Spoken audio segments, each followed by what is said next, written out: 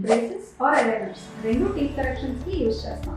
But ఈ రోజు రెండింటి గురించి మీకు పాజిటివ్స్ అండ్ నెగటివ్స్ చెప్తాను. పాజిటివ్స్ తో బ్రేసెస్ తో కాంప్లెక్స్ ట్రీట్మెంట్స్ కూడా చేయొచ్చు. ఇది కాస్ట్ ఎఫెక్టివ్. పేషెంట్స్ యూజ్ చేస్తున్నారా లేదా అనే ఆలోచన ఉంది, ఎందుకంటే ఇవి ట్రీట్మెంట్ స్టార్టింగ్ నుంచి ఎండింగ్ వరకు అవి అలా ఫిక్స్డ్ గానే ఉంటాయి. ఇప్పుడు నెగటివ్స్ తెలుసుకుందాం బ్రేసెస్ గురించి.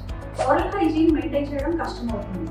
Sticky foods or crunchy foods or hard foods ని అవాయిడ్ చేయాల్సి వస్తుంది. రెగ్యులర్ గా ఎవ్రీ మంత్ డెంటిస్ట్ విజిట్ ఉండాలి. బ్రేసెస్ విజిబుల్ గా ఉంటాయి, సో ఎస్థెటిక్ ఇష్యూ ఎరైవ్ అవుతుంది. లిప్స్ ని మరియు చీక్స్ ని బ్రేసెస్ హర్ట్ చేస్తూ ఉంటాయి. పాజిటివ్స్ ఫర్ అలైనర్స్, ఇవి ఫ్లెక్సిబుల్ మెటీరియల్ చేయడం వల్ల చాలా కంఫర్టబుల్ గా ఉంటాయి. ఫుడ్ రెస్ట్రిక్షన్స్ ఏమీ ఉంటాయి. ఇవి క్లియర్ గా ఉండడం వల్ల ఎస్థెటిక్ ఇష్యూ అనేది ఎరైవ్ అవుతుంది. Every month regular dental visit అనేది అవసరం ఉంది.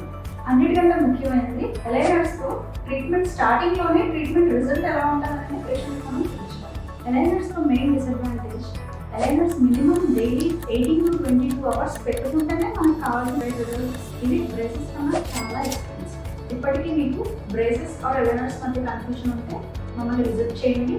మేము మీకు రైట్ డెసిషన్ తీసుకోవడంలో హెల్ప్ చేస్తాం. This is Dr. Josna, consultant periodontist and implantologist at SR Dental Clinic, Ramnagar, Visakhapatnam.